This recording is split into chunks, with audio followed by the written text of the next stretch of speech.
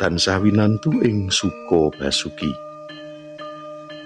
Sugeng pepanggihan malih wonten ing acara waosan cariyos cekak dening kula Slamet Prasojo. Wekdal menika sampun sumadyo ngaturaken waosan cariyos kanthi irah-irahan guru honorer gawe geger.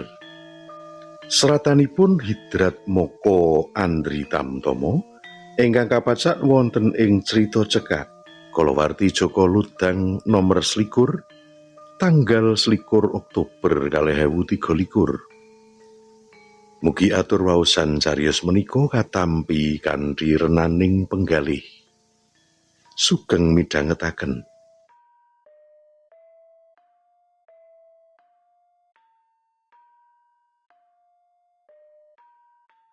Tanggal 20 November 2015, warga SMP Randu Alas nindakake upacara pengetan Dina Guru. Dina kuwi kang tinanggenah dadi pembina yaiku kepala sekolah.